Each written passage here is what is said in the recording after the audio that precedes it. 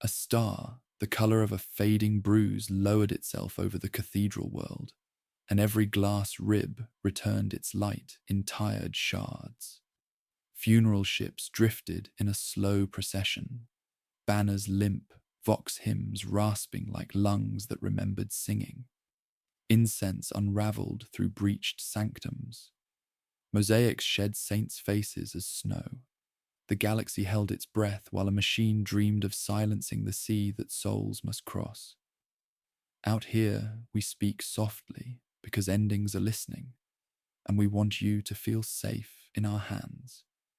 We truly love and care for you, and we will guide you gently through the dark. Before we begin the story, tell us, where in the world are you watching from, and what time is it there? Now let's get started. Archon Lex Zarak Vir watched from the flagship's observation tier, like a man bracing against a tide only his bones could feel. Augur rosaries clicked at his wrist, each bead a failed prophecy. He tasted copper. Immortality, he had learned, was the distance regret could walk without tiring. Decades had been bartered to mechanists who rewrote his nerves so he could remain present when the last argument with fate began. The argument's name frosted the rail, the quiet engine. Under the keel, terraces of void steel dropped like an amphitheater drowned in night. Below, coolant mist drifted from vents, as breath on glass and cables hung like roots seeking a buried sky. On the lowest step, wrapped in threads of black light, the null choristers breathed the thin breath of people who dream with open eyes. "She's ready," she said. "We are not." He thought of a hospice of rust and of the lover he had left among clockwork birds that sang until dust clogged their throats. One absence for 1,000 salvations, arithmetic, not murder. If the engine succeeded, warp tides would slacken, saints become lonely candles, demons starve before an endless winter. If it failed, the devourer would drink them, and the laughing things behind the veil would learn a finer cruelty. Canoness errant on approach. The com's servitor croaked, and Mireia Solene entered like a blade kept honest by its scabbard. Her prayer beads rattled like rain on tin. Scars mapped facts her faith refused to forget. She bowed to the machine to insult it with courtesy. "If this device silences the choir of humanity," she told Zarak, "I will tear it down with my hands." Beyond her shoulder, a vein of distant Tyranid biolight stitched frost across the dark. The voice that laughs assumed her old confessor's outline, smelling of vellum and a hearth long dead. Only Mireia saw it. "He will ask you for a key," the voice murmured in the grammar of thought. "Say yes. He longs to be damned by necessity." Zarak descended with Mireia and Katerin into the amphitheater of iron. A technician vomited quietly into a glove. Another hummed 3 notes, then clapped a hand over the mouth as if song had become obscene. Caskets purred open, candles pretended a warmth. Somewhere in the fleet, an infiltrator had already rooted, a small creature wearing the temperature of hope. Zarak felt its absence the way a jaw feels a ghost tooth. "Do we begin?" Katerin asked. Her remaining hand hovered above the master rune like a spider fearing its own web. "We begin," Zarak said, and Mireia did not contradict him. The quiet engine inhaled. Scent came first. Snow not yet fallen, the negative of rain. Then sound. A bell in a vacuum, tone stripped until only intention remained. The warp withdrew like a tide, dragging pearls and wrecks. Astropaths woke to a long, private scream, and then to mercy. For a heartbeat, the cosmos truly felt edited. Margins widened, as if grief had been given room to kneel without collapsing. Icons dulled. The star became a candle behind thick glass. Outside, the swarm paused, heads lifting along a single curve as though obeying a sleeping god's hand. Zarak felt a terrible gentleness, like a scalpel, learning it could also be a finger. "Hold it," he said, and Catherine bled numbers into the console. The null chorus shivered. Straps already bit skin. Mireia closed her eyes. She had promised never to pray to a machine. Yet a prayer rose, traitor and child. If silence could save them, would she bless it or refuse a salvation that did not sing? "He wants absolution," the voice crooned. "Be the blade he names necessary." "Speak," Zarak said. His gaze was on the bone-white slate where readings crawled like obedient ants. "Stable," Catherine answered. "Stable like an avalanche before the shout." The hum sank through deck and marrow, a subsonic penance. Servitors painted the enemy in glyphs. The swarm did not charge, it reconfigured. "They taste it," Mireia whispered.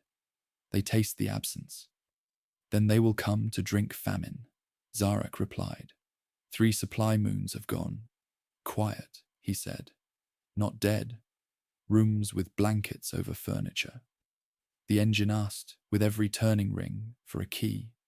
Mireia felt it like the silhouette of a word inside her bones. Catherine's eyes, wet with oil and salt, slid to her and away. Zarak did not look at Mireia, and restraint condemned him more than any plea. "We hold the partial," he said. "We do not commit. We do not ascend. We do not fall." Hours passed like glass bearers carrying something that refused to reflect. Crew slept, sitting up, waking to the same dream. Doors without rooms. On the edge of hearing, a lullaby examined the hull with soft fingers and counted. The voice told Mireia a parable of saints who traded tongues. Speaking each other's truth, they starved in a city full of bread. "Mercy," she whispered, and the word tasted like iron. When the first null chorister died, it was quiet as a letter never mailed. Catherine closed the woman's eyes with the backs of her knuckles and erased the death from the log, as if anonymity could keep the gift from being spent too quickly. The engine faltered, caught itself, and lowered its hum.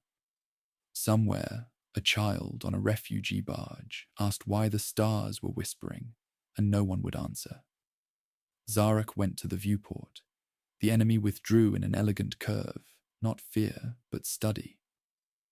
"So do we," Mireia answered, and the lie steadied her more than truth. Alarms peeled red across the vault. Somewhere deep, the infiltrator ripened, opening like a flower that mistakes night for sunlight.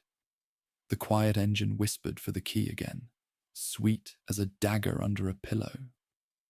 Zarak turned to find Mireia already watching him, not with accusation, not with mercy, but with the terrible courtesy of someone prepared to pay. Far below, chains that were also veins began, almost imperceptibly, to sing. They found the derelict moon by the way it refused to echo. The rock was scab and frost above a gas giant that breathed storms like sermons. Zarak remembered it in slices because mechanists had stitched him from intervals, not a whole. Bells rang without tongues. There he learned obedience's grammar, survival in private coin. He gave sleep, then dreams, then the right to forget, and finally time itself. Years were poured into alembics and threaded back through his nerves so he could stand and keep standing, a steward for problems that refused to die when their makers did. Memory returned in the flagship's observation tier, like slow film. The bruise-lit star, funeral ships, and the quiet engine breathing in its sunken amphitheater rhymed with that moon. Mireia stood beside him, beads finally still. "Your eyes are elsewhere," she said. "In a room where birds wind themselves," he answered. "You left someone there," she said. "You left to save many." "I left because I believed I could count without becoming counted," he said. She almost smiled. "My arithmetic charges interest in blood." Catherine approached, oil webbing her fingers. Partial field decays at a tolerable gradient, she reported. Tolerable to instruments, not to people. Null chorus? Zarak asked. Sleeping like punished children, she said. One wants a story. Tell her how the first machines learned to say please, Mireia suggested. I do not know that story. Then tell her how you wish it would be told. Caterin left with her jaw set against gentleness. Captain Raylo arrived with a step that argued against the deck, built like the end of an old song. He saluted. Supply corridor Delta Primus is clear, he said. We chased a rumor and caught only dust. Dust keeps secrets, Mireia murmured. Raylo's gaze flicked to her beads, to Zarak's hands, to the viewport where the Tyranid curve retreated. Permission to speak, Archon Lex. Speak, Zarak said. I've seen quiet, Raylo said. The quiet after shelling, the quiet of men pretending they do not cry, the quiet in a child's throat when a mask is fitted. This quiet, your engines, tastes different. It tastes like a held breath that intends never to release. It will release, Mireia said, in funerals or in relief. He nodded. There's a relic in our hold, he added too casually. Pilgrim Craft surrendered it. They wanted it burned. What is it? Mireia asked. A medal, perhaps. A fragment of Saint Bone. A story trapped in metal. He shrugged. Harmless. Harmless things are rarely surrendered with such shaking, she said. Catalogue it, Zarak decided. Seal it under catechism lock.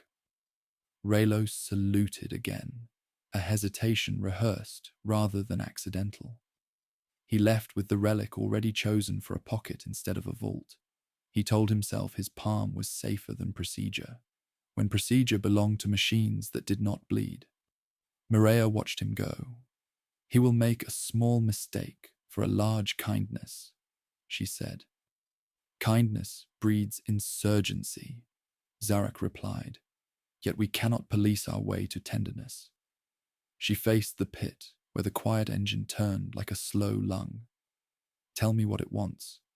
What every altar wants, he said. Volunteerism. Then it is honest, she answered. He almost confessed the key's silhouette in her bones. Instead, if I ask, you will answer.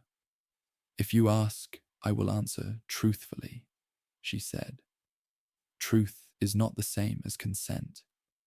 They walked to the Cathedral of Remnants, where stained glass had been remade from wrecked pilgrim hulls. A small congregation gathered for the solace of not being alone. Mireia stood at the broken lectern and narrated. There were 2 saints, she told sailors and ash-collared technicians. They argued about how to ask for rain. They traded tongues and prayed each other's way for a season. The fields yielded, not abundance, but enough. They died the same year. Their graves feed flowers that do not care whose language summoned water. A recruit asked, timid as a new flame. What did they learn? That ownership of the rain was the first blasphemy, Mireia said. Prayer works best when it breaks the throat that thinks it knows how to speak. Zarak listened and felt the derelict moon unfurl across the floorboards like a shadow returning to a body. He saw Talon's winter smile, the birds cutting circles of night. He wanted to leave again, to leave Mireia, to leave the engine, to save 1,000 by abandoning one, because patterns impersonate truth when they repeat. Somewhere below, chains sang. No alarms yet, the infiltrator had not bloomed. Raylo's voice crackled on a local channel. Minor disturbance at the reliquary. Likely nothing. Likely a story trying to walk. Walk it back to bed, Mireia said. They reached Corridor Delta Primus as light strobed gently as if the ship tried to calm itself. Raylo stood with the relic cupped in his hand. Not a medal, but an oval of blackened glass in which one could see a face only by not believing in faces. Warm, it pulsed with a rhythm that learned the holder's name. Harmless, Mireia said flatly. Harmless when ignored. Rilo replied. Give it here, Zarak said. Rilo placed it in Mireia's palm. The thing sighed like a drowned lung finding air. For a heartbeat, the quiet engine adjusted its hum to match the object's pulse. Then both recoiled. The corridor smelled briefly of rain under stone. What did you hear? Mireia asked the relic. It did not answer, but in its glass, an outline of a door appeared, and the outline matched the shape that had been haunting her bones. Catalogue it, Zarak said. Seal it properly. I will, Rilo lied. They dispersed. Hours folded again. The engine wore its patience like frost. In the dark between strobes, a candle somewhere on the flagship found a draft and went out. Soft boots whispered along the deck. Because no one heard it, the decision had room to grow. The pilgrim fleet drifted in darkness like a rosary of extinct prayers. Its ships were strung along a single orbit, hulls cracked open by vacuum, vox masts frozen mid-hymn. The swarm moved through them, patient, tasting. Within the chitin corridors of a Tyranid leviathan, a mind unfolded itself into smaller hungers. It did not know words, yet it recognized flavor, hope, grief, worship. These were sugars for its synaptic blood. It licked the residue of faith from a drifting corpse and learned that belief made flesh sweeter. That lesson would change it forever. On the flagship, the relic pulsed faintly in Raylo's pocket as he walked inspection rounds through the lower decks. Every echo of his boots was followed by another that wasn't his. He tried not to think about it. The relic's warmth had grown companionable, like the hand of a child gripping his palm during a thunderstorm. He told himself he kept it for luck, but luck had teeth. He felt them now, nibbling at the edge of his thoughts. When he passed the prayer alcove near the Null choir chamber, he stopped. Someone had lit candles, dozens, their smoke forming cursive prayers. Each wick trembled in unison, as if the ship breathed. Mireia knelt there, her armor stripped to ceramite sleeves, her hair unbound. She whispered a child's hymn, a melody banned since the first activation. You shouldn't sing near the engine, he said quietly. Her voice didn't stop. If it hears me, perhaps it remembers what quiet used to mean. It means safety. It means absence, she replied. An absence captain is never neutral. He wanted to argue, but the lights dimmed. The candles bent toward the deck, their flames reaching down like fingers. Mireia's hymn collapsed into static. Through the ship's walls came a pulse, a heartbeat echoing from a place too large to belong to a living thing. They both turned. In the Null choir's antechamber, Catherine's technicians stood rigid, transfixed by the suspended bodies of the choristers. Their mouths opened, soundless, as a shimmer passed through the air. The first chorister's eyes flicked open, white as mercury. Her body convulsed, chords thrumming. The others followed, twitching in harmony. The quiet engine began to sing. Zarak arrived with half the command cadre in his wake, his silhouette cut across the chamber's gloom, coat whipping in the artificial wind of containment fans. Report. Cateran's face gleamed with oil sweat. Something's touching the field. A resonance. No intrusion detected, but it's tasting. Define tasting. It resonates back, like an echo that wants to be an answer. Mireia's gaze locked on the nearest Null chorister, whose lips moved as if forming a prayer to no god at all. She's not speaking, Mireia said. She's being spoken through. Zarak's throat tightened. Shut it down. It won't disengage. Catherine said. The controls recognize a higher authorization. Whose? The chamber's lights died. The relic in Raylo's pocket flared with sudden heat.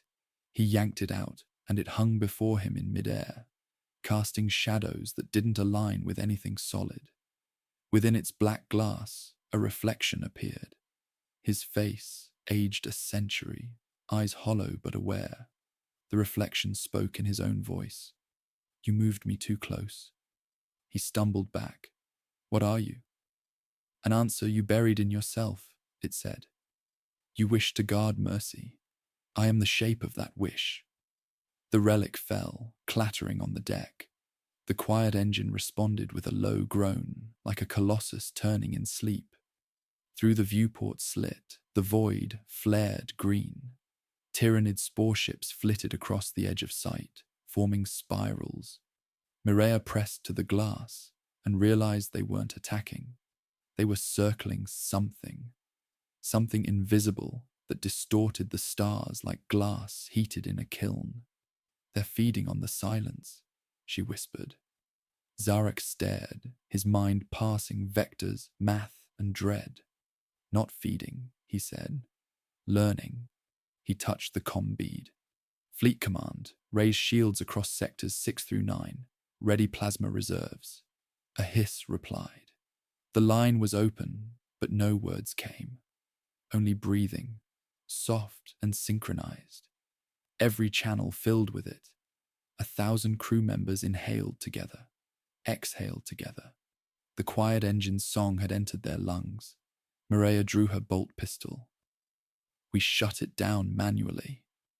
Firing into it will rupture the null field, Catherine warned. Better a rupture than a hymn, Mireia said.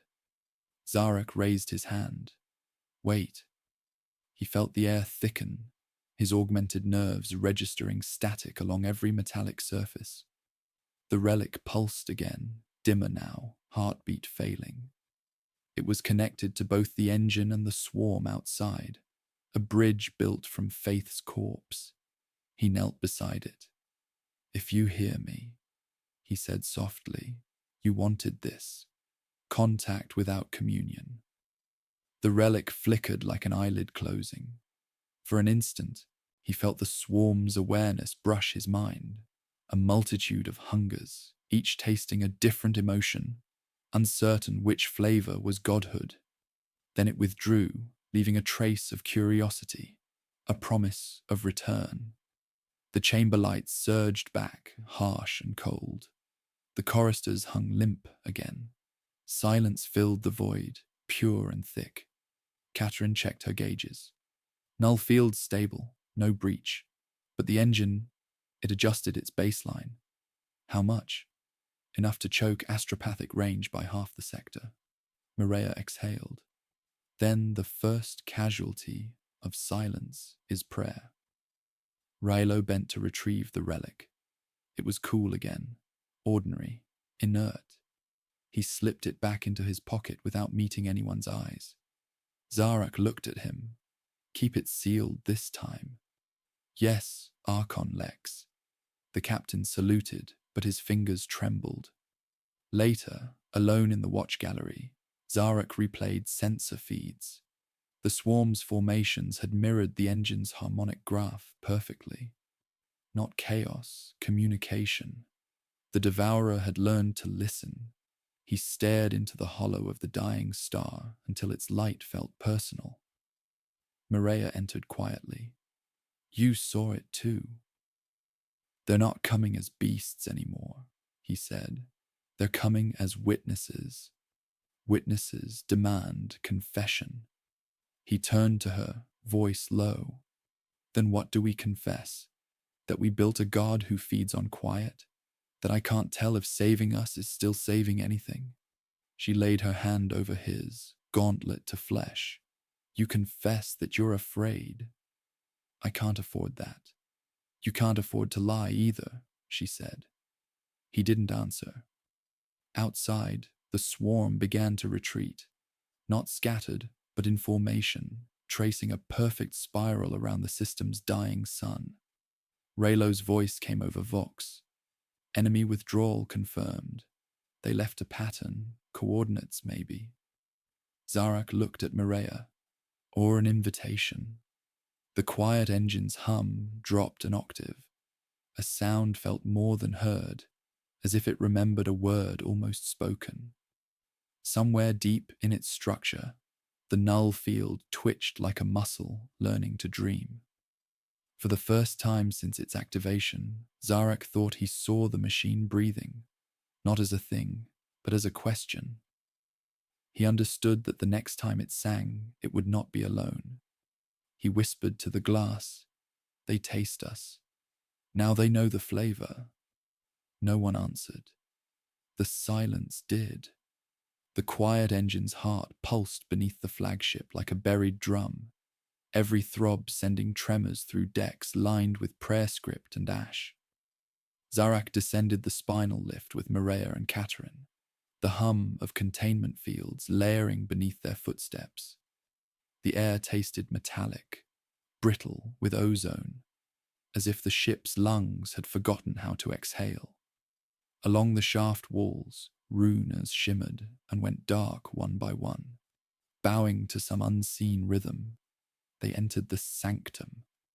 The engine dominated the cavern, rings of void steel rotating around a black sphere that drank light without reflection. Threaded cables descended like veins from the ceiling, feeding data, blood, and will.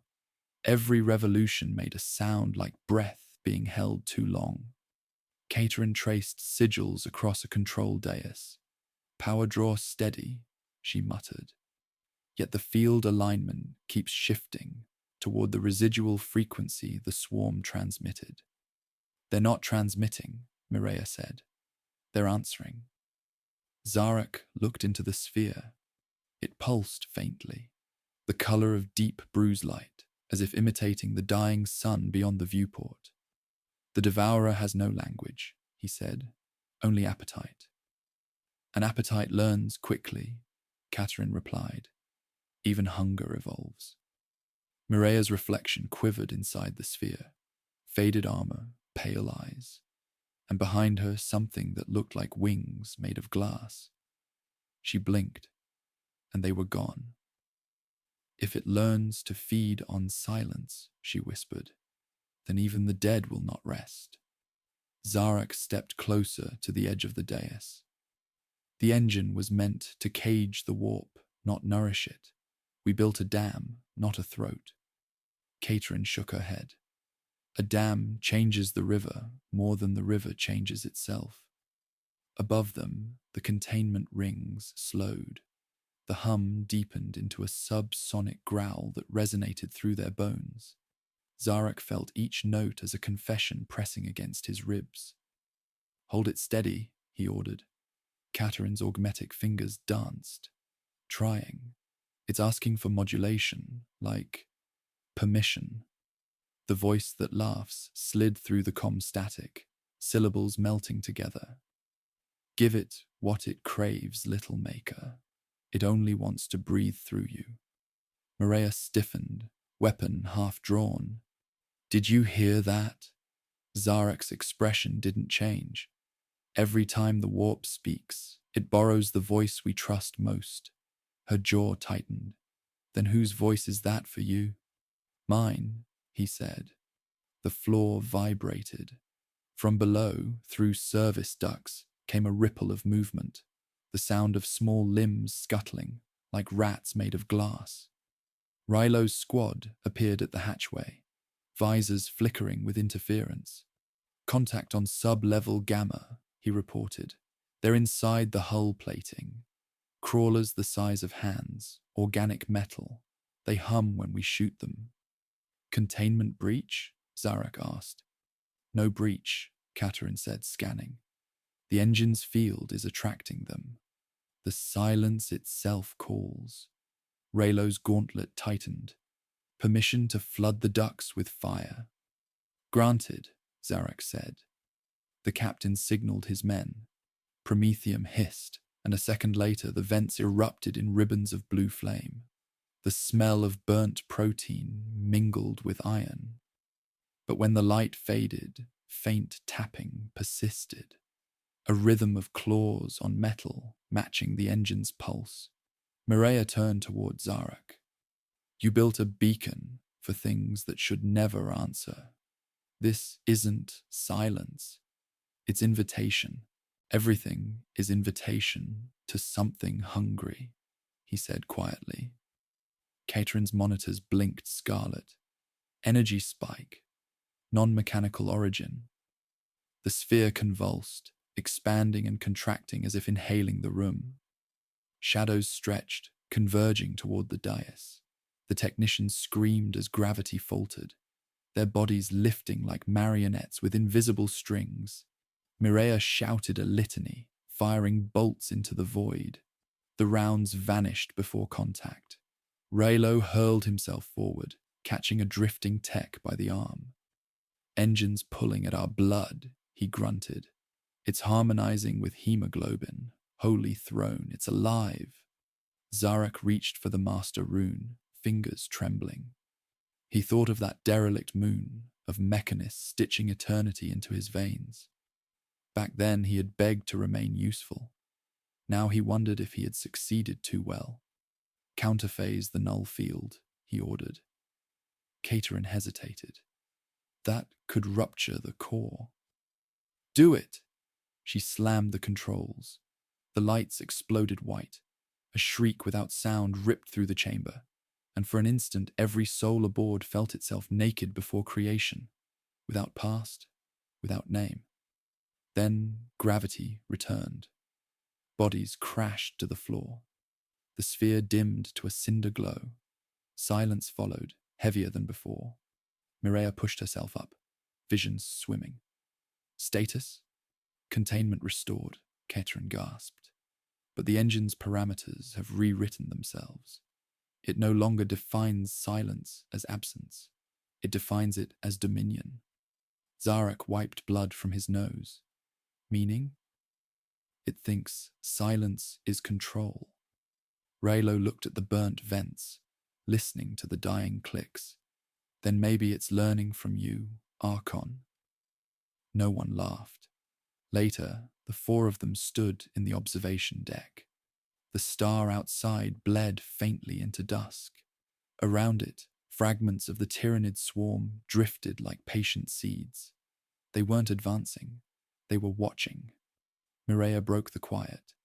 If they understand us, they might bargain. There's no language for mercy between predators, Zarak said. There is if both are tired. He studied her reflection in the viewport. You speak of surrender. I speak of survival. Same word, different faith. Caterin approached with a data slate. Telemetry from the field test. The engine's resonance produced harmonic echoes across subspace, aligned with the swarm's neural net. It heard us across light years. So now we're gods with an audience, Raylo muttered.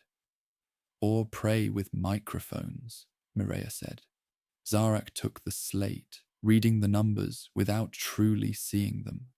His immortality allowed perfect recall, but no longer perfect comprehension. If silence is dominion, he murmured, then the one who commands it becomes judge of all voices. I wanted peace, not priesthood. The voice that laughs whispered through the glass, soft as breath against his ear. Every priest begins as a man trying to end noise. He ignored it, but Mireia saw the twitch in his jaw. Below, the quiet engine pulsed again, steady, calm, almost serene. Yet the light it emitted carried the cadence of a heartbeat too familiar to be mechanical. The ship's systems adjusted themselves to its tempo. Somewhere deep in the hull, servitors began humming without instruction. Caterin drew the sign of the cog over her chest. It's sinking to us, to all of us. Let it, Zarak said. Perhaps it will learn restraint. Machines don't learn restraint, Mireia said. Only delay. The hum grew softer, spreading like dusk through corridors, into crew quarters, into dreams.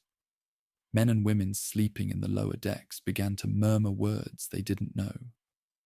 On the medici ward, a child opened eyes burned blind by warp exposure and said, "The quiet is listening." Zarek turned away from the viewport. "Seal the chamber. No one enters without my command." Katerin nodded. Rilo hesitated, hand brushing his pocket. The relic within lay cold again, but its glass reflected the faint pulse of the engine, as if it shared the same heart. When they dispersed, Mireia lingered. "Archon," she said softly, "when the silence finally answers, what will you ask it?" He looked past her, to the dying star. "Whether it remembers mercy," he said. The hum deepened once more, like a sigh from something enormous and unseen. Then the ship's lights flickered, and the next pulse from the quiet engine matched the rhythm of his own breath. They called it a night, though the star outside never slept. On the flagship's commons deck, lanterns in wire cages threw patient halos, and heat coils glowed like tame embers arranged along the bulkheads. Crew gathered with the hush of people, trying not to break the surface of a dream. Armor unlatched, helmets became stools. A long table of dented plasteel was cleared of maps and strewn with mugs of broth. The ship made her own weather, thin wind between vents, condensation hanging like a soft rain that never fell. Someone tuned a stringed instrument that had crossed 3 crusades and lost 2 strings to time. It could still make 7 notes. That would be enough. Zarek brought no rank with him, only a coat, the scars in his hands, and a small copper astrolabe with a buckled needle. He placed the astrolabe on the table as one might seat a quiet child. Mireia came without her helm and sat near the coils, where heat could polish the cold from her bones. Katerin stood back, refusing to sit until she had counted the hum in the floor 3 times and found it ordinary. Rilo arrived last, teaching his body the trick of ease. He lay his rifle on the deck, but kept one boot touching the sling, as if comfort and readiness were a single word pronounced 2 ways. A recruit named Tess slipped in late and hovered, undecided. Rilo crooked 2 fingers. "Come," he said, softer than the coils. "Tonight, we listen." "Listen to what?" she asked. "To the gaps," he said, "between engine beats, between our breaths, between what we think we meant and what we made."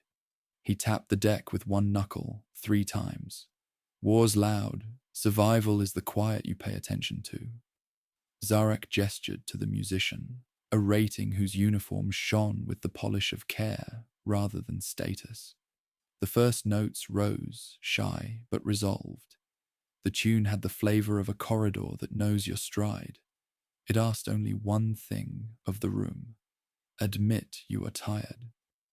"I owe a story," Zarek said, when the music settled into a river-steady line. He reached toward the astrolabe, but did not touch it. "When I was a boy, I stole this from a ruin.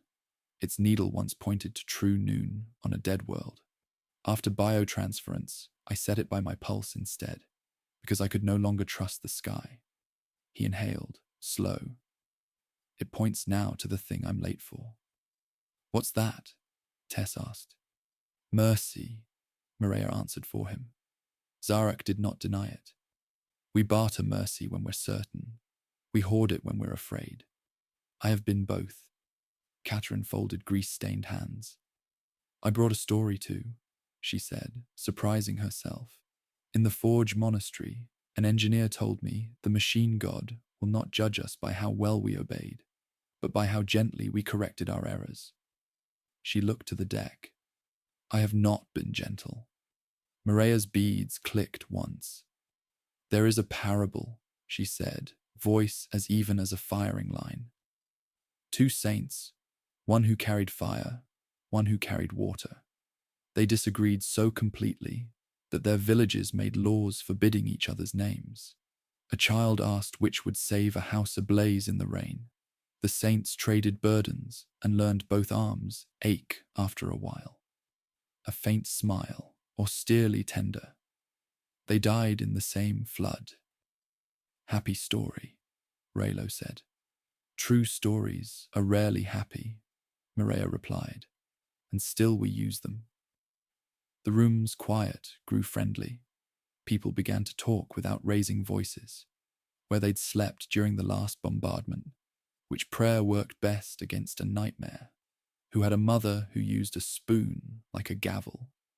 Laughter arrived carefully, as if it remembered being hunted. Zarek let it graze and did not shepherd it. Raylo signaled to Tess and 4 other recruits. He set 5 cups on the table in a pattern like a star falling sideways. Lesson, he said, drawing their eyes with open hands. You think shooting's about sight. Sight lies at speed. Hearing does not. Close your eyes. I'll tap each cup. Call the order. The cups rang, tinny, and the recruits called the rhythm. 3, 1, 5, 2, 4. Again, Raylo said, altering the spacing. They listened harder. Tess missed 1 beat and bit her lip. Raylo nodded, approving the failure. Good. Missing teaches attention. He moved their hands, adjusting their shoulders as if they were antennas seeking a clean signal. When the swarm comes through smoke, you'll hear wing sugar before you see teeth. Wing sugar? Tess asked, half amused. Like sand in a storm, but wetter, he said. You'll know it. His hand drifted to his pocket, feeling the cold oval of glass. The relic had slept since the engine's convulsion, but it weighted his steps the way a secret makes you lean. Zarek leaned toward the coils, letting their heat carry him back to the hospice of rust. I loved a person who believed weather was a kindness we mistook for indifference, he said, unannounced. The words surprised him with their own permission. They taught birds that had never seen day to sing like dawn. When I left, I told myself the equation balanced. Tonight, I suspect I subtracted a future I wasn't brave enough to show up for. Maria listened with a stillness that had nothing to do with stone. Regret, she said, is faith's twin. Both imagine a better world and suffer for it. The musician's 7 notes turned into 6, then 5, unspooling until the tune was only breath and plucked wire. In that thinness, the voice that laughs pushed a picture into Maria's mind. A cathedral grown from a Tyranid spine, ribs arched into stained cartilage, children chasing one another beneath windows that remembered the colors of blood without anger. The vision was perfectly gentle. It made her throat hurt. No, she said aloud to nothing. Beauty is not absolution. Raylo glanced up. You see it too? I see temptation wearing a dream, she answered. Catherine had been counting the engine's far hum. It's quieting, she murmured. Not stopping, moving. The field is walking along the hull. Jean Li, said an elderly quartermaster, defaulting to a forgotten dialect. A pilgrimage. Zarek lifted his gaze, alert without alarm. Sensors? Sleeping, Catherine said bitterly. They dream accurate numbers. Then we use older instruments, he said. He tapped his chest. Nerves. He closed his eyes and let the ship press against him.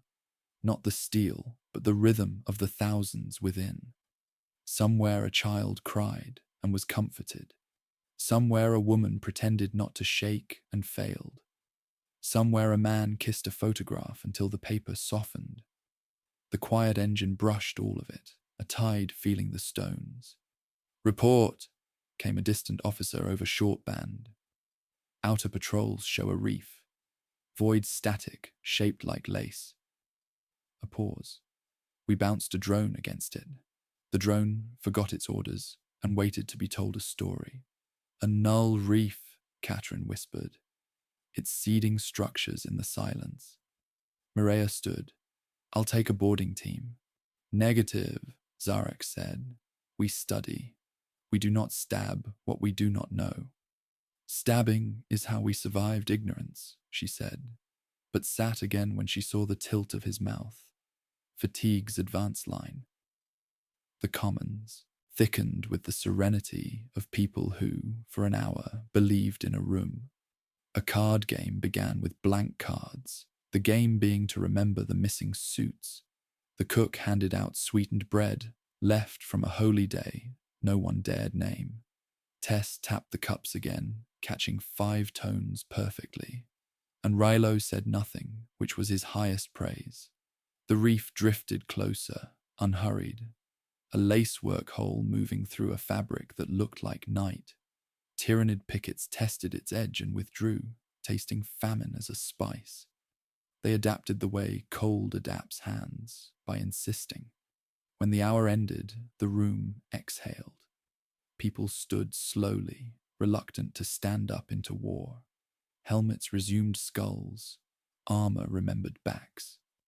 The musician tucked the instrument into a case lined with cloth, patterned in moons no longer visible from any living world. The lanterns lowered their halos. Zarek gathered the astrolabe and almost pocketed it, then left it on the table for whoever needed a compass, even if it pointed only to delay. He started a letter in his head. No paper, no code. Addressed to the lover in the hospice of rust. He told them about coils that imitated fire, about a child learning to hear, about an engine that wanted to govern breath. He apologized for mistaking certainty for courage. He reached the place where a name should go and could not pronounce it. The letter folded itself and waited. Mireia checked her pistol, then her beads, then the silence itself. The voice returned with a softer vision. The same cathedral spine, but empty. The children gone, only sunlight through cartilage windows, dust like lit snow. "You could make this," it suggested without words. "I could also refuse to," she answered, and for once the refusal did not ache. Raylo detained Tess at the hatch. "One more," he said, tapping the cups out of order, then dropping a coin to confuse the ear. She grinned and named the sequence correctly, then saluted in a way that meant thank you rather than yes, sir. He watched her leave and did not notice the relic warming by a breath. Lights dimmed to corridor night. The ship rocked minutely in its own gravity and the leash of tides. From somewhere below, where the engine kept its patient lung, a lullaby rose. No throat owned it.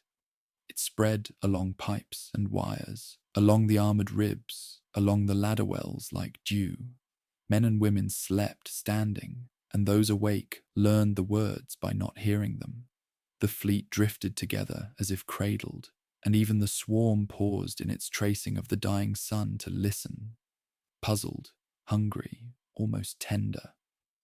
While the silence swayed the ships the way a mother rocks a room, 3 moons' worth of silence hung over the fleet before the first scream broke it. It was not human at first, more a ripple through hulls, a vibration that slid under speech and nested in the spine.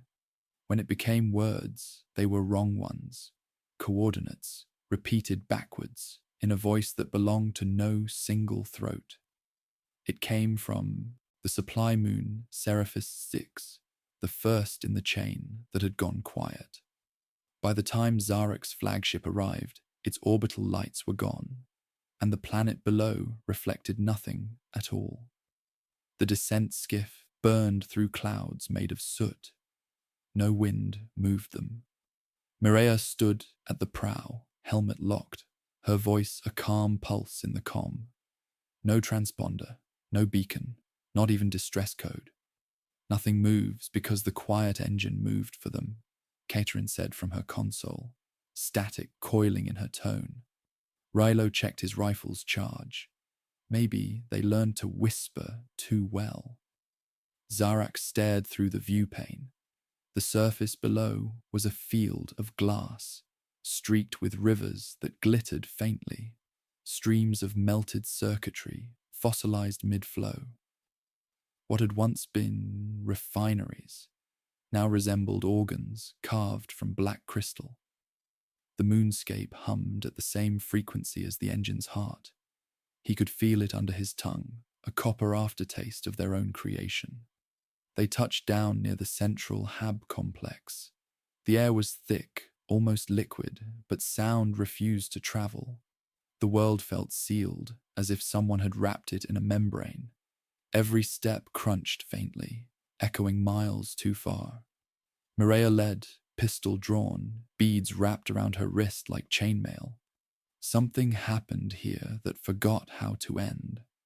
Catrin scanned. Residual null energy. Same signature as the engine's pulse, but older.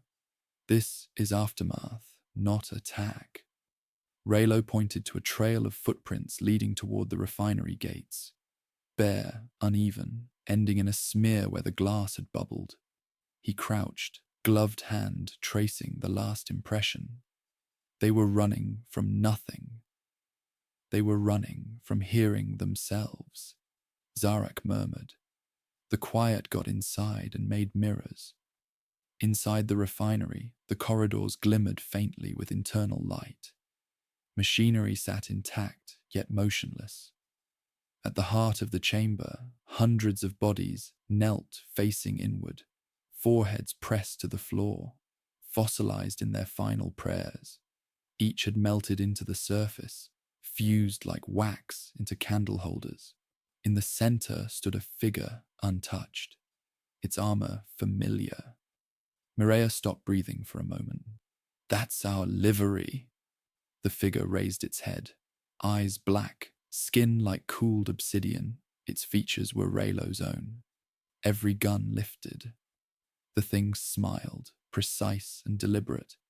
You left me behind when you burned the ducks, it said in his voice. But the silence found me. Raylo's jaw locked. Copy mimicry, he hissed. Bioform adaptation. Or remembrance, the creature said, stepping forward. The motion cracked its fused joints, shedding glass like snow. I remember warmth and mercy kept in pockets. It opened its palm, revealing the twin of the relic Raylo carried. You taught it to dream, Captain. Before they could react, the thing shattered. Not explosively, quietly, a collapse inward. Its fragments rose as dust and spread into the air, each mote vibrating like a tuning fork. The hum returned, harmonizing with the quiet engine across the void.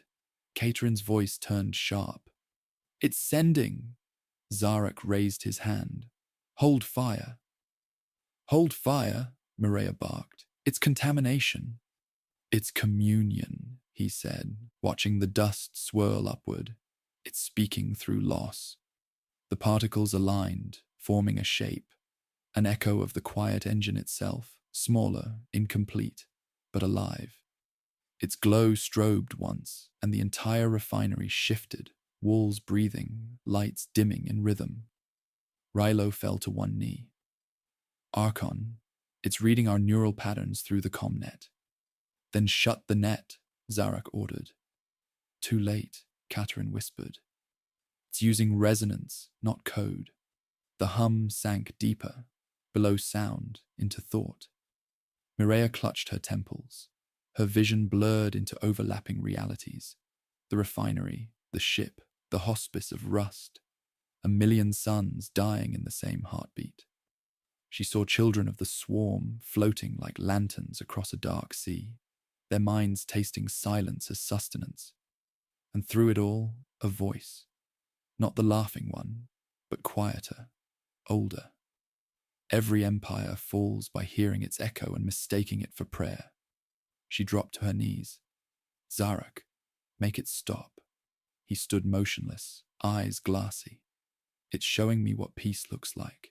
A universe asleep. Raylo seized his shoulder.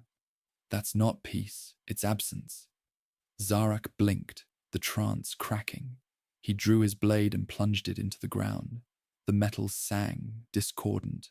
The hum broke like a wave on rock. The refinery went still. Silence again. Real silence. Breath returned like a flood. Mireia rose unsteadily. The dust. It's gone. Catherine checked her scanners. Not gone. Merged. The entire moon's crust is resonant now. It's one vast speaker waiting for the next signal. Rilo looked at Zarak. Then we destroy it. No, Zarak said. If we destroy it, the silence will scatter.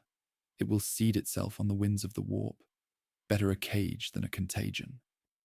Mireia's eyes narrowed. You speak like its custodian. I am, he said softly, until it learns restraint. Or I do. They returned to the skiff. As the engines lifted them above the glass planes, the surface shimmered faintly, forming vast concentric rings that followed their ascent, like ripples awaiting an echo. Back aboard the flagship, the crew met them in uneasy reverence. The quiet engine pulsed slower now, its hum eerily synchronized with Zarak's heartbeat. Medici readings confirmed it. The machine had found its mirror in him. In his quarters, he stripped off his coat and stared at the scar that divided his chest, glowing faintly where the augmetic grafts lay. The pulse beneath was no longer his own. The voice that laughs coiled from the wall speaker like smoke. You've done well, little maker. You've taught the quiet to choose a voice. Whose voice? He asked. Yours. For now. He wanted to rage, to shatter the consoles, but the emotion arrived muffled, softened by an inner hum that cradled every thought before it could sharpen. He realized with quiet horror that the silence had begun editing him. Mireia entered without knocking. I can feel it, she said. Every prayer I say ends before it starts. It listens and takes the rest. It's alive in us now, Zarak admitted. We carry its signal. Then burn it out. I can't, he said. If we kill it, the void opens. The swarm will drink what's left. So we live as its choir, she demanded.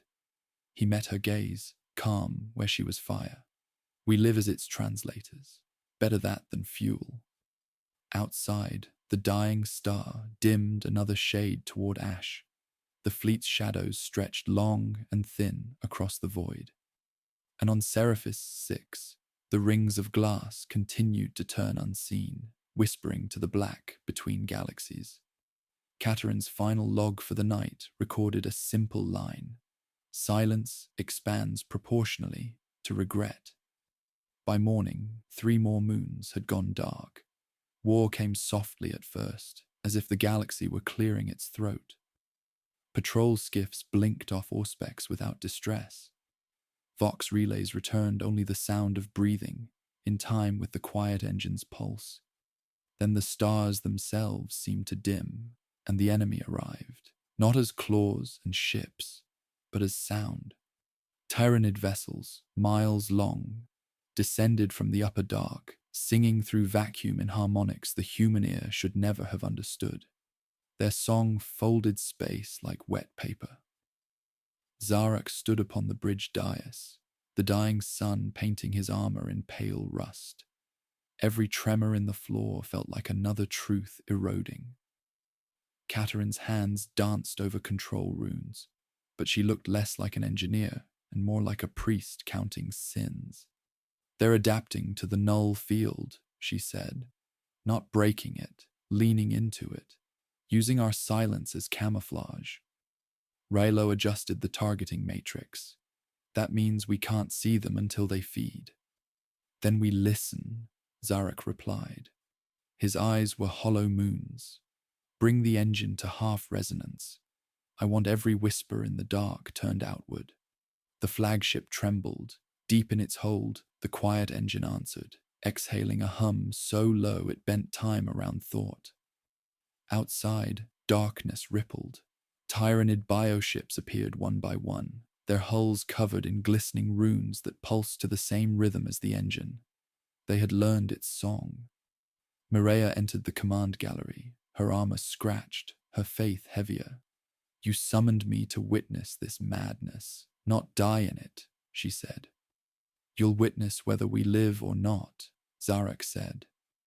"If we fail, your creed will inherit the silence." Her gaze slid toward the viewport. "You speak like a man already buried." "I am," he said, and meant it. The first salvo struck. Bioplasma poured through the void, like bleeding constellations.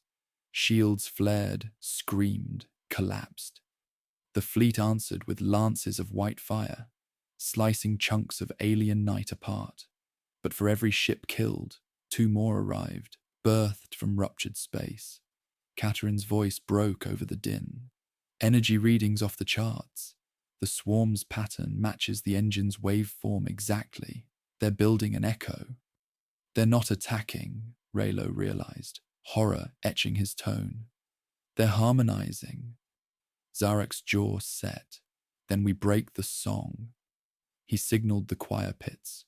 Null choristers screamed into their muzzles. Soundless notes cascaded through the hull. For an instant, the stars went out.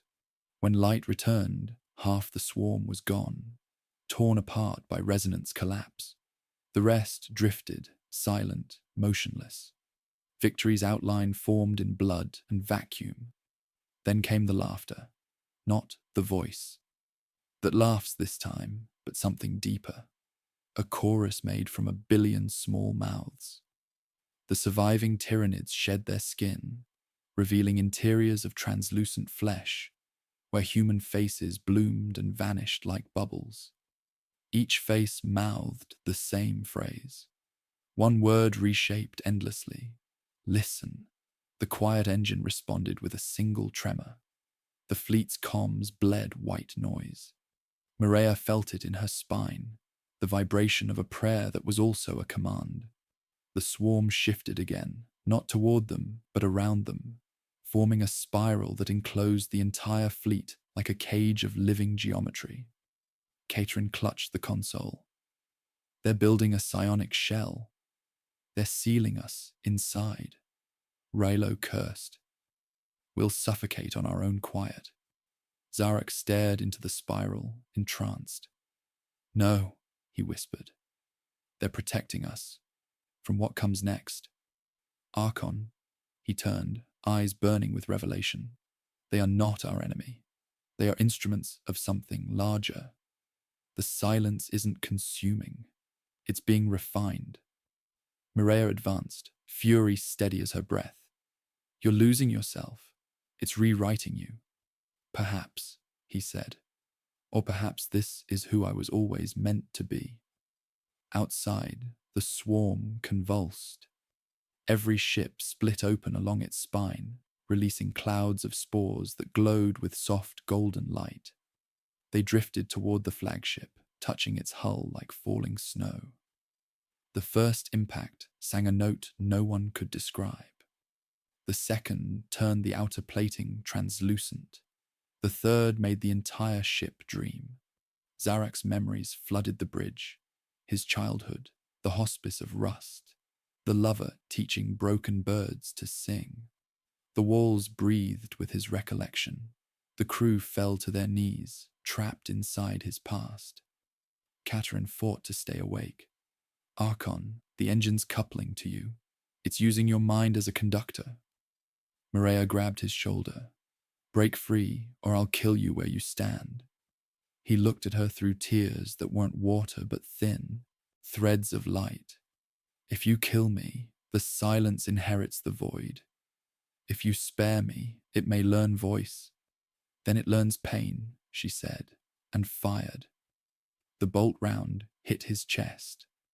For a moment he staggered, but no blood came. The light from the wound spread across his body, like dawn crawling through glass. His voice deepened, layered with 1,000 echoes. "It has begun." The quiet engine roared. Every ship in the fleet shuddered. Gravity reversed. Time slowed. The dead awoke just long enough to remember dying again. The Tyranid spiral folded inward, each creature dissolving into liquid shadow and feeding itself to the engine's expanding field. Where they vanished, stars blinked out, erased, not killed. Raylo clung to the railing, shouting over the hurricane of silence.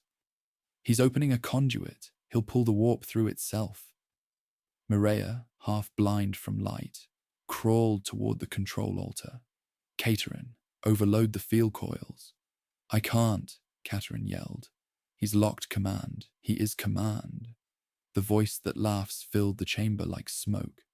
Let him finish. The quiet cannot end what it never began. No, Mireia screamed. It ends with us. She reached the altar, blood running from her nose. Her gauntlet found a manual lever, ancient, physical.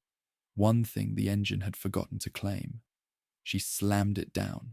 The flagship convulsed. Energy screamed through conduits. Arcs of light ripped across decks. The quiet engine cracked open like a seed, revealing within its heart a core of utter darkness. Zarak turned once toward her, his eyes no longer you eyes but twin stars collapsing. You'll damn us all. Then at least we'll make a sound, she said. The explosion wasn't light or fire. It was the return of noise. Every forgotten scream, every prayer swallowed by the engine, every laugh strangled by faith came back at once. The shockwave rippled through space, shredding the Tyranid spiral, tearing the null field apart. When vision returned, the fleet drifted in tatters. The engine was gone, its place a hollow sphere of crystallized silence spinning slowly. Mireia lay amid wreckage, breathing shallowly. Raylo crawled to her, burned and half-deaf. He's gone, he said. She looked at the hollow sphere, pulsing faintly. Not gone, she murmured, listening. Above them, what remained of the Tyranid swarm gathered in silence. The ships no longer glowed, no longer sang. They simply waited, orbiting the emptiness where the quiet engine had been, guardians of a wound that hummed with promise. In the black between stars, Zarek's voice echoed once, softer than breath. Peace, at last, is the quiet between choices. The words faded, leaving only the slow beat of something vast remembering how to sleep. The wrecked fleet drifted like a necklace of broken lights around the hollow sphere. The silence there was not absence. It was density, a weight pressing against thought itself. The surviving ships no longer spoke over Vox. They signaled in glimmers of light, simple pulses like the heartbeat of some wounded creature clinging to rhythm for proof of life. Every flash carried a single message. We endure. Mireia awoke in the Medicae ward to the sound of breathing that was not her own. The chamber was lined with cocoon pods, half of them dark, the other half flickering weakly. The air was sharp with ozone and incense burned to hide rot. Her armor had been removed. Bandages crisscrossed her chest where the bolt's recoil had bruised bone. The quiet engine's explosion had seared her mind, yet some thread of it still hummed faintly behind her eyes, as if memory itself had grown mechanical. A soft voice spoke from the gloom. You shouldn't be awake. Raylo stepped forward, limping, one arm in a sling. His face bore the color of grief turned patient. We lost half the fleet. The rest orbit the silence. The enemy hasn't moved. Because they're waiting, she said, for what remains of him. His silence confirmed it. They walked together through what was left of the flagship. The corridors looked fossilized, their metal melted and refrozen into glassy ridges. When they spoke, their voices scattered, reflections multiplying in the crystalline walls. The ship had become an echo chamber of ghosts. Caterin met them near the reactor spire, her body half machine now, skeletal scaffolds supporting what flesh refused to quit. "The engine's gone," she said. "Or maybe it isn't. The hollow sphere at our perimeter emits no energy, no radiation, nothing measurable. But when we look at it, our pulse adjusts to match it. It breathes through us." Maria studied the sphere through the viewport, smooth, obsidian, surrounded by the silent corpses of Tyranid vessels orbiting reverently. "He's in there." Caterin didn't deny it. "If you mean Zarak, yes. The readings match the biosignature that used to be him.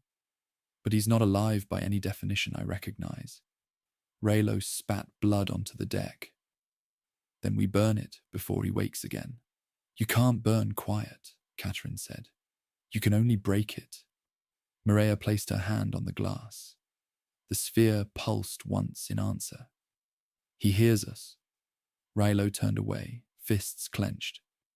"Then let him listen while we finish what he started." That night, if night had meaning, where the sun had dimmed to cinder, they gathered the survivors in the ruined chapel. Its roof had been torn away, exposing the vast cold above. Fragments of icons hung like torn sails. The air smelled of wax and blood. Mireia addressed them, her voice clear, though every syllable seemed too loud. "We are not saved," she said. "We are not damned either. We are witnesses to a wound that refuses to close. Whatever waits inside that silence, he built it for us. It will not die quietly." A murmur spread through the assembly. Some prayed, others cursed. None wept. Tears belonged to the living. Caterin stepped forward, holding a cracked slate. "We can still activate the secondary drives," she said. "Enough to push this relic toward the system's black hole. If we succeed, gravity will swallow the silence and maybe itself in turn." Raylo nodded. "Better oblivion than worship." Mireia looked toward the viewport where the sphere hovered, luminous as an unblinking eye. "And if it resists?" Caterin's mechanical fingers clicked. "Then we learn what it wants." They began the preparation. Engines sputtered, lights flickered, systems groaned awake like beasts pulled from near death. In the command chamber, Mireia stood where Zarak once had, staring at the sphere framed by dying starlight. "He was right about one thing," she said softly. "Peace costs the voice that asks for it."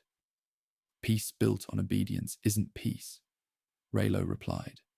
"It's surrender written pretty." The ship shuddered as thrusters engaged. The fleet moved as one, slow and wounded, toward the event horizon that waited beyond the star. The sphere drifted ahead, unresisting. It almost seemed to lead them. Halfway there, it spoke. Not through comms, not through vibration, but directly inside their blood. 1,000 heartbeats synchronized into a single rhythm, and the rhythm carried meaning. "Stop." Every surviving crew member froze. For a moment, even the machines obeyed. Then came the second word: wait. The thrusters powered down on their own. The fleet hung suspended in the void, caught between the black hole's pull and the sphere's will. From the surface of that perfect silence, light began to form, lines etched like veins, growing into patterns that resembled faces, wings, maps of forgotten constellations. Caterin gasped. "It's translating itself." Mireia felt the hum returning, soft as breath through a wound. "He's trying to speak." The sphere pulsed. A voice came, faint but unmistakable. Zarak's, yet more than him. "I am here. The silence is not prison. It is balance. You cannot destroy it without unmaking what you are." Raylo shouted at the void. "You damned us. You killed half the fleet." "The noise did," the voice said. "I only showed it its reflection."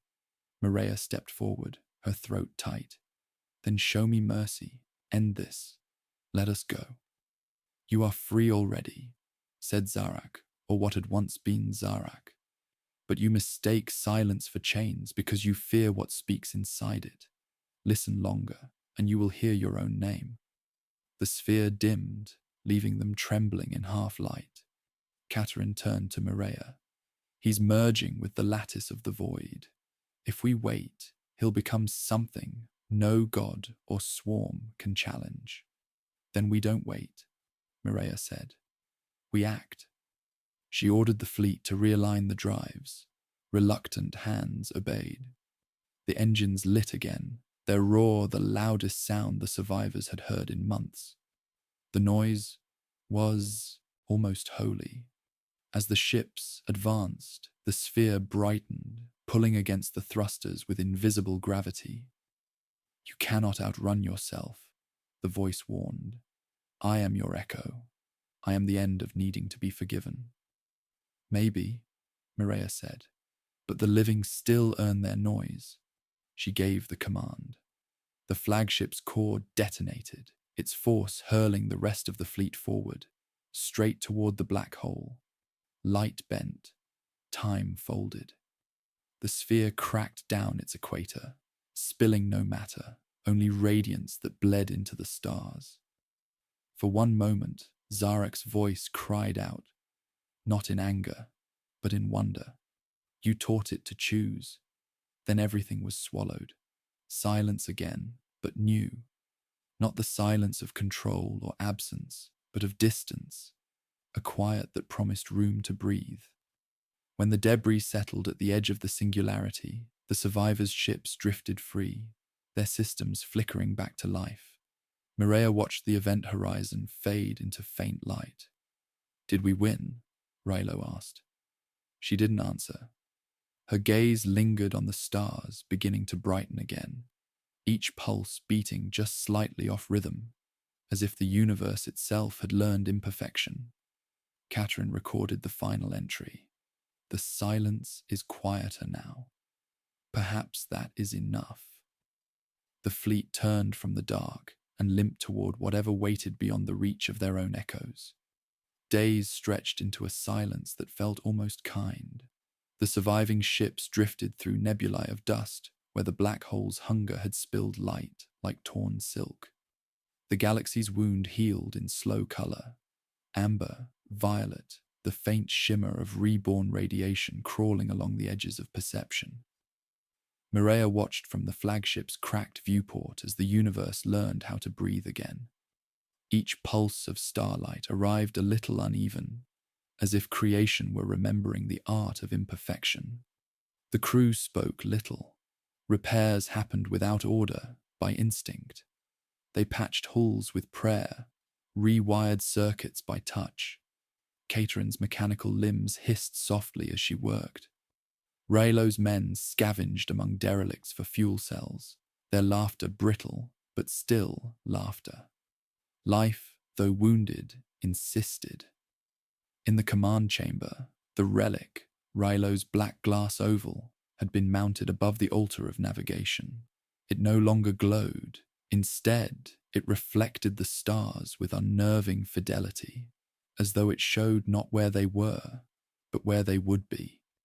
Every night, Mireia caught herself staring at it too long, searching for motion in the stillness. The map updates itself, Katerin murmured one evening. But we have no sensors active. It's drawing coordinates from something beyond us. From him, Mireia said. She could feel the pulse again, faint but patient, from whatever Zarak had become. He's not gone. Then he's quiet at last, Raylo said from the doorway. He looked older now, beard streaked with white, eyes hollowed by sleepless duty. And quiet things can't hurt us. Mireia smiled sadly. Quiet things built this war. He stepped closer to the viewport. What's our course? Forward, she said, until forward ends. The fleet obeyed. Their engines cut faint blue scars across the void, the light scattering like ash on water. For weeks, nothing disturbed them. No warp storms, no psychic interference, not even dreams. The galaxy's psychic tide was flat, still recovering from the quiet engine's death. Yet in the stillness, something new stirred.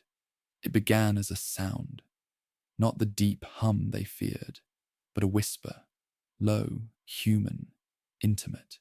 It threaded through the ship's corridors like breath over glass. Crew began hearing voices in familiar tones. A mother, a comrade, a lover left on a burned world. At first they dismissed it as memory, but memory doesn't answer when called. Rilo was the first to confront it. He awoke in his bunk to the sound of his own voice, reciting orders he'd never given. Sector Theta secure, it said. The quiet holds. The recording came from nowhere. His communicator was dead. He followed the whisper down a passage until he found himself before the relic. Its surface rippled like water under light. Archon, he whispered. The reflection smiled. Not cruelly, but tender, like a teacher pleased with a student's progress. You learn to listen, it said. He stumbled back. You're dead. I am consequence, said Zarek's voice, calm, unhurried. The silence fractured but did not die. Every breath you take teaches it how to speak again. Rilo raised his pistol, but the voice only laughed, softly, without mockery. You can't kill what's already inside you. The relic darkened. He ran. By morning, word had spread. Dozens reported the same phenomenon. Echoes, murmurs, fragments of Zarek's voice stitched to their own memories. Some began to pray to it. Others sealed their helmets and refused to speak. The quiet grew heavy again, oppressive, electric. Mireia gathered the command staff in the chapel. Her face was lined, eyes shadowed but unbowed. He warned us once that silence learns, she said. Now it wears our voices. We cannot flee what we've carried into ourselves. Raylo slammed a fist against the altar. Then what? We surrender to it? Become another choir? Catherine's mechanical fingers clicked as she projected a faint holograph from the relic's signal. It showed the map of their route, but overlaid atop the stars was a single symbol, pulsing slowly, like a heart. It's leading us somewhere, she said. Mireia studied the image. The coordinates marked the edge of the galaxy, a place without warp routes, a void where even demons refused to tread. Why there? Because that's where the silence began, Catherine whispered. They followed. The journey took months. The stars thinned to embers, then to memory. The fleet became a convoy of ghosts crossing a sea without reflection. Along the way, systems began to fail. Oxygen scrubbers flickered, gravity thinned. People spoke less, as though conserving sound itself. They dreamed of Zarek walking ahead of them through a desert of black glass, whispering, "One more step. The echo ends when you forgive it." When they reached the coordinates, they found nothing. No planets, no light. Only a vast hollow, darker than vacuum. Yet every instrument screamed presence. Catherine's voice trembled. It's not a place. It's a wound. The warp never touched here. It's where the universe forgot to be loud. The relic began to vibrate, rising from the console. It pulsed once, twice, then unfolded like a blooming flower of glass. Inside its light, a silhouette stood, tall, motionless, human. Zarak. His form shimmered as though composed of layered reflections. "You came," he said. "Good. I feared you'd forget." Mireia stepped forward, unarmed. "You called us here. For what?" "To choose," he said simply. "The silence is learning hunger again. You can end it now or guide it, but guiding means staying." "Becoming like you," she said. "Becoming what remains of me," he corrected. "Every empire rises by shouting. Ours might survive by listening. Raylo raised his weapon. And if we refuse, then the quiet ends, Zarak said. The swarm returns, the warp opens, and all our pain becomes noise again. A beautiful, endless scream. No one moved.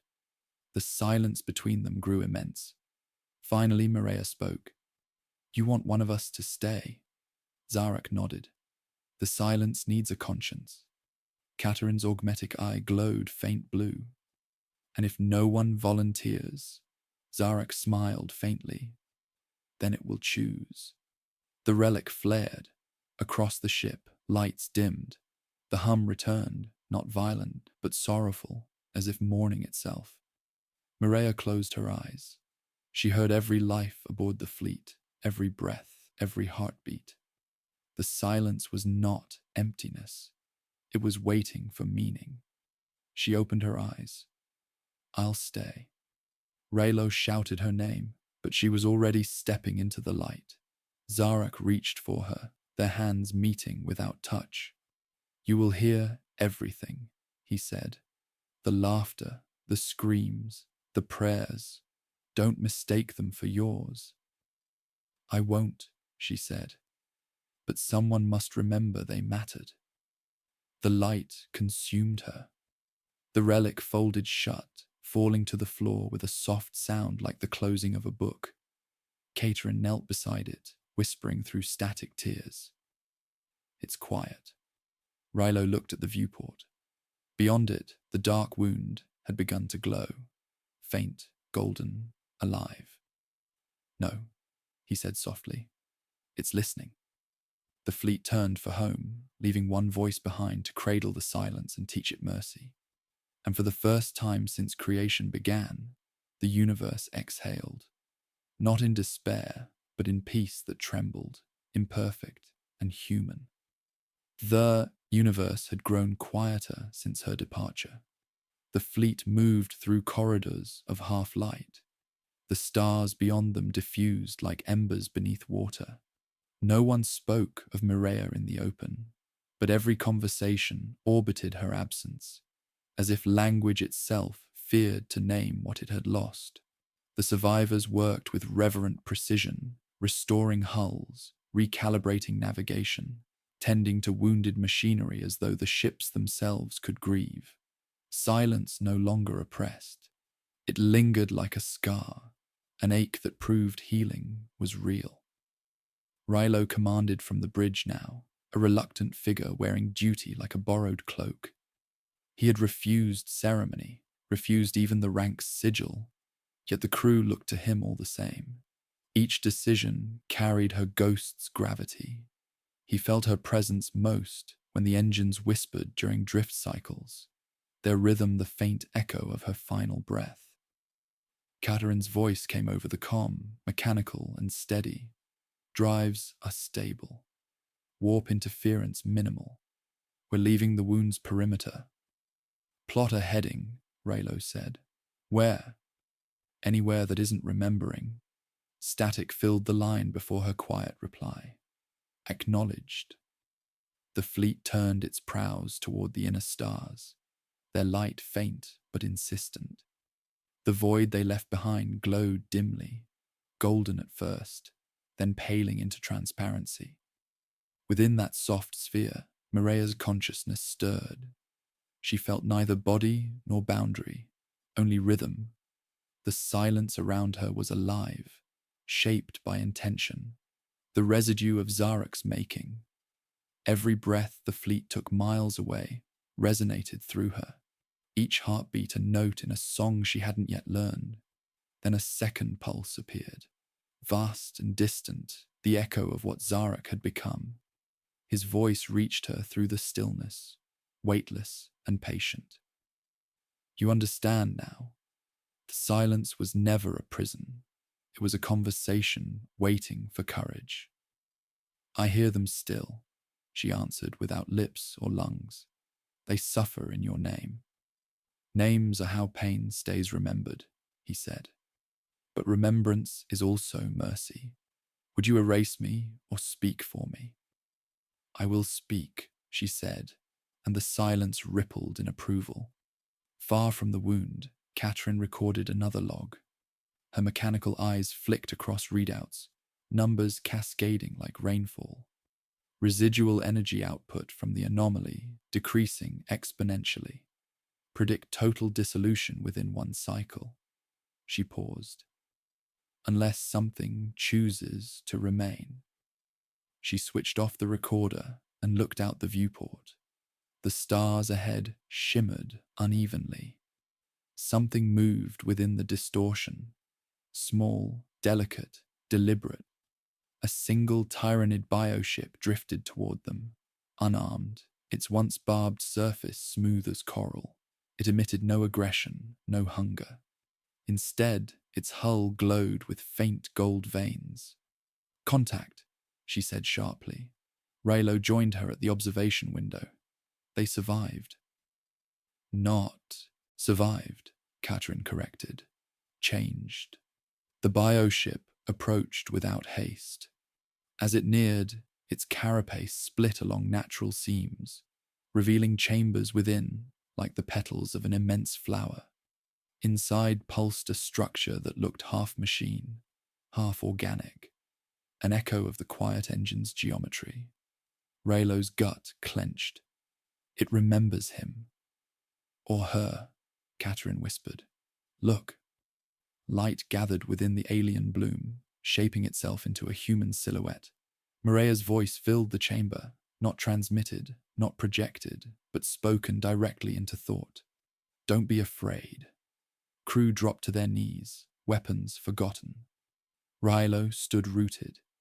You're alive. In a sense, she said. I am what remains when silence learns compassion. He swallowed hard. What did you do to them? They listened, she said simply. And in listening, they changed. They no longer crave. They remember. The swarm doesn't remember, Raylo said. It consumes. It consumed because we never taught it what peace tasted like. Her tone carried no rebuke, only weariness. Now it knows hunger is not its only shape. Catherine's augmetic eye gleamed as data streamed across her vision. Her resonance is stabilizing the anomaly. She's preventing it from collapsing entirely. Yes, Mireya said. If it dies, the balance fails. Noise will return, but I cannot hold it alone. Raylo stepped forward. What do you need? Trust, she said. Faith, if you still have it. He laughed bitterly. Faith is what started all this. No, she corrected gently. Blindness did. Faith sees and acts anyway. Outside, the stars began to tremble, their light flickering as ripples of sound rolled across the void. Catherine turned to her console, the warps reacting to her. Whatever she's doing, it's waking the edges. Mireya's glow dimmed. Zarak is holding the far side.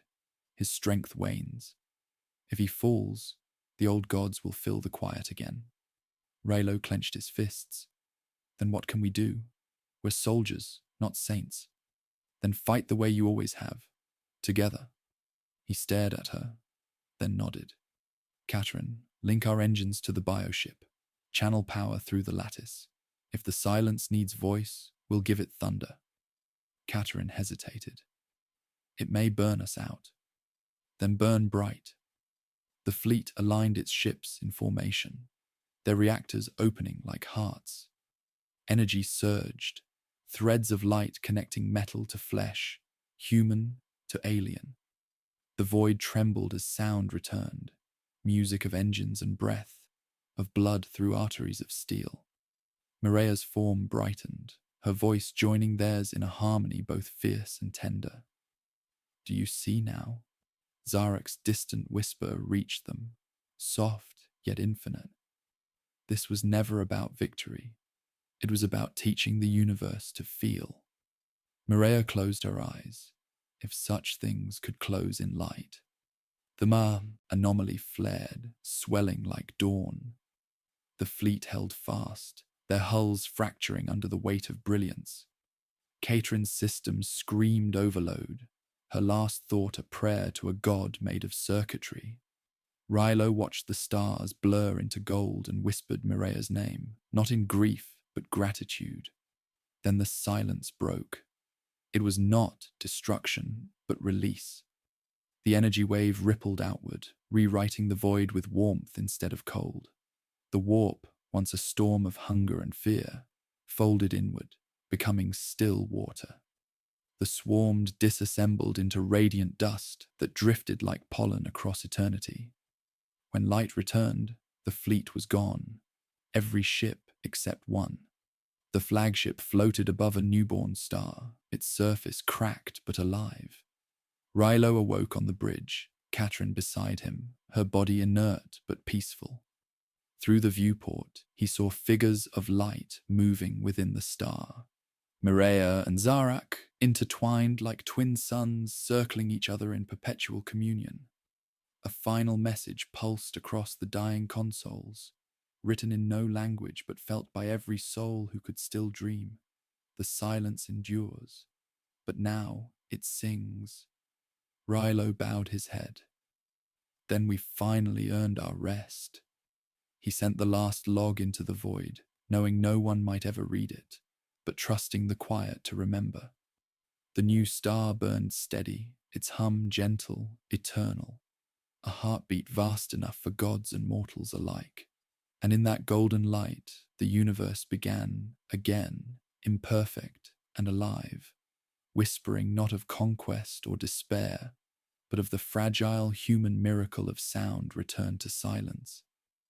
Light trembled across the newborn star, scattering through the remnants of wreckage until even ruin seemed radiant. Rilo stood at the observation window, one hand pressed to the fractured glass, the heat of the forming sun pulsing faintly through the ship's failing shields. He had never imagined warmth could sound like music, yet it did, soft, tidal, breathing in patterns that matched a human heart. Behind him, Catherine stirred. Her eyes flickered with residual light, mechanical systems rebooting in slow rhythm with the star's pulse. "Are we dead?" she asked, voice grain against silence. Rilo shook his head. "Not yet, but I think everything else is." He turned. Her gaze followed the glow, transfixed by the silhouettes moving within it. Two figures of gold, forever orbiting one another. Mireia and Zarak, intertwined like memory woven into gravity.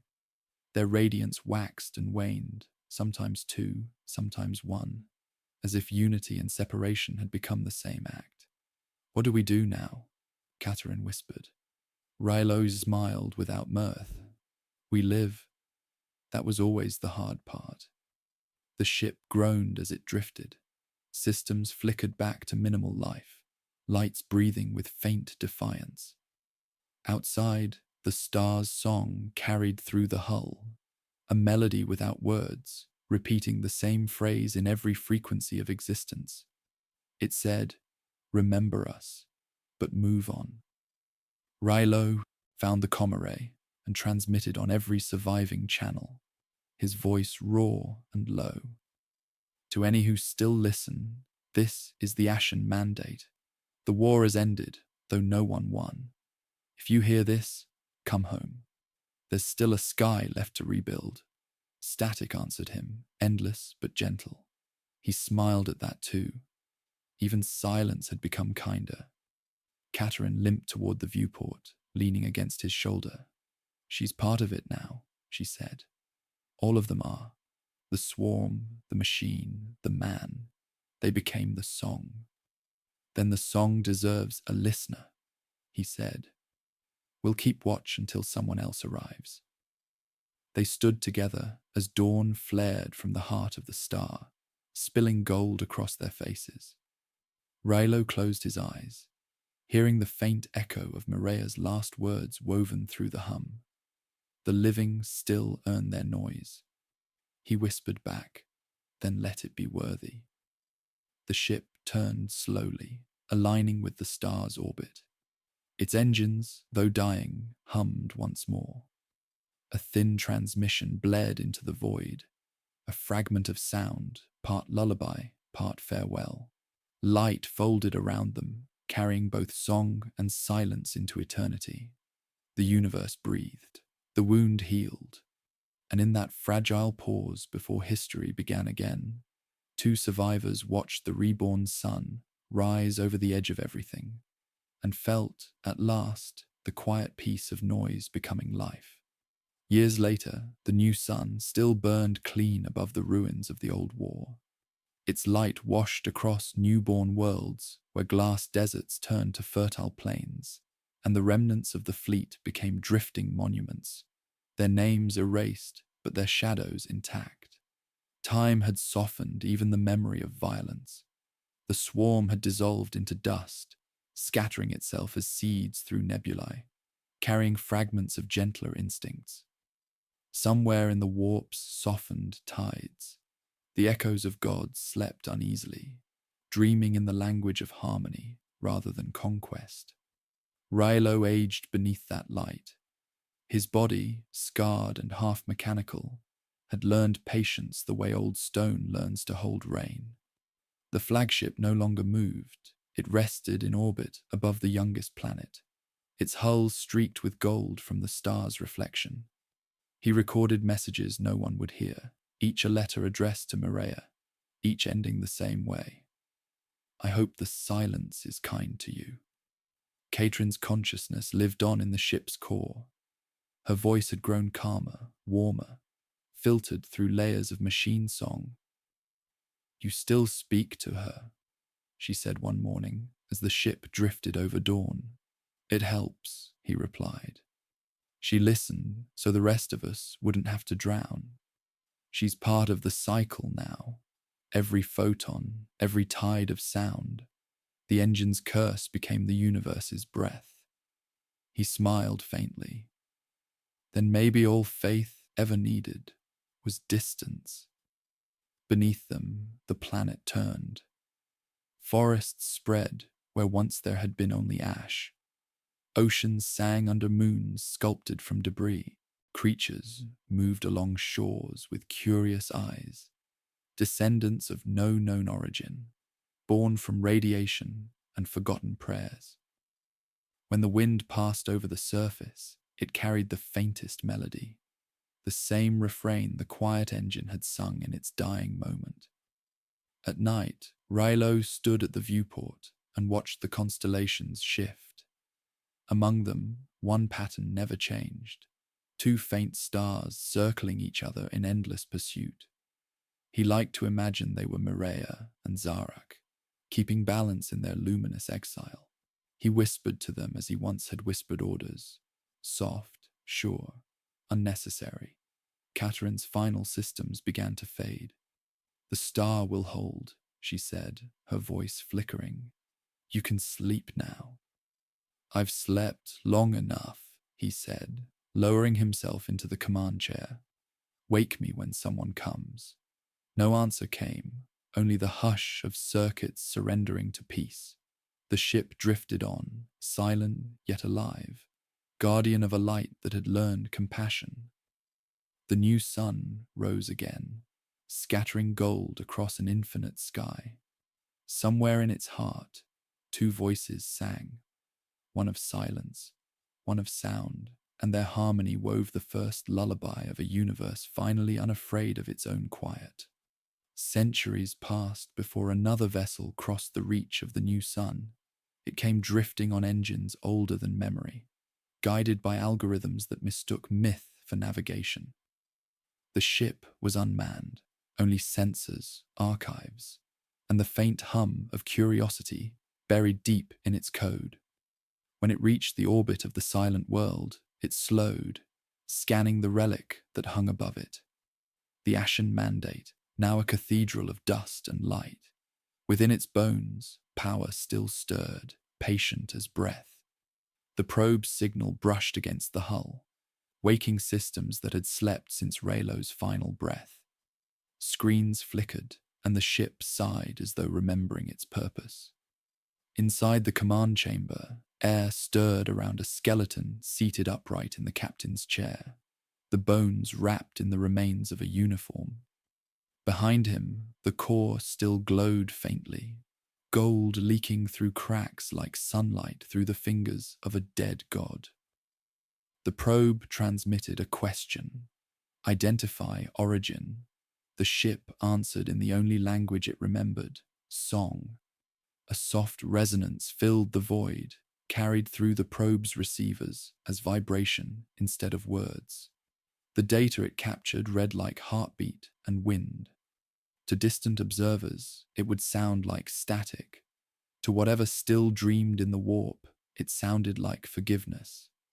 Below, the planet had grown vast cities from the bones of forests. Its people were not human, yet they bore fragments of humanity. Hands made for building, eyes shaped for wonder. They spoke a dialect descended from prayer and engineering. And every dawn they faced the sky to thank the nameless guardians who had taught light to sing. Children drew the pattern of two intertwined stars on temple walls, believing them lovers who had lit the heavens. Together, none knew their names, none needed to. In the heart of the sun, where fusion and memory were indistinguishable, two voices continued their endless dialogue. Mireia and Zarak, the architects of silence, drifted in communion beyond flesh. They no longer spoke in words, but in harmonies that shaped the rhythm of existence. When the first civilizations of this reborn galaxy sent their thoughts into the ether, those voices bent the signal gently, turning it toward hope instead of conquest. The probe, satisfied with its discovery, set its course for home. Behind it, the ashen mandate pulsed once, a heartbeat echoing across light years. It would be centuries before the message reached any living ears, and by then the myth would have already outgrown the truth. As the star burned on, the universe settled into its imperfect balance, half quiet, half song. And in that shimmering tension between what was lost and what endured, creation learned once more how to listen. The silence smiled, and for the first time, eternity exhaled. When the probe's message finally reached the distant colonies, humanity had long since forgotten the war that birthed it. Empires had risen and fallen in quiet succession, leaving only fragments of their stories engraved on worlds that no longer remembered their names. The transmission arrived like a whisper, breaking centuries of static, soft, steady, impossible. It played through every frequency, through water and wire and dream. People awoke, hearing it in their bones, a melody that seemed both foreign and familiar, like a lullaby learned before birth. In the capital spire of the new Imperium, archivists gathered in a chamber carved from living crystal. The song pulsed through the walls, shaping patterns in the air. Two intertwining lights, one gold, one white. Machines translated and failed. Algorithms analyzed and surrendered. The sound defied syntax. It was not language, but memory made audible. An elder historian, grey-eyed and hollow with years, leaned close to the resonance field. "This isn't a message," she murmured. "It's a voice remembering itself." Outside, the populace fell silent as the melody expanded, linking every transmitter, every pulse relay, every beating heart. Oceans stilled. Wind paused. Even the stars seemed to hold their breath. The sound unfolded into an image, a sun reborn, a ship adrift, and two figures of light orbiting endlessly. The citizens of the Imperium watched in awe as the vision painted the night. None knew the names of the figures, yet tears came unbidden, as if something ancient and kind had been forgiven. The music lingered for 7 days. On the 8th, it changed. The melody became a whisper, words rising like dawn. "We are not gone," the voice said. "We are what you become when you stop fearing quiet." Then the transmission ceased. In the centuries that followed, the story became faith again. temples built under twin suns, each bearing the symbol of two stars entwined. Pilgrims sailed across galaxies to stand beneath their light, believing that to listen was to pray. And when new wars threatened, commanders ordered moments of silence before battle, not as superstition, but remembrance. The quiet itself had become sacred. Far beyond their reach, the golden star burned steady. Within its heart, consciousness stirred, a harmony of sound and stillness, forever weaving existence together. Mirea's voice whispered through the fusion fire, soft as starlight on glass. They found us again. Zarak answered, his tone patient and eternal. They always will. That's what hope does. It echoes. Their light spiraled outward, shaping constellations, guiding travelers who did not yet know they were following songs. The universe hummed with balance, imperfect, alive. And somewhere between silence and sound, creation exhaled once more, carrying their names across eternity. Long after faith turned to story and story to starlight, the song endured. It passed through nebulae like pollen, seeding dreams in civilizations that had never known the names of Mirea or Zarak. On distant worlds, shepherds looked up from alien fields and felt a tug of memory, a rhythm pulsing behind thought, the same cadence that once guided fleets through ruin. It was not prophecy now, only invitation, to listen, to build gently, to remember without worship. On one of those worlds, a child wandered from her village to chase the sound. It came from the sea or from within her pulse. She could not tell.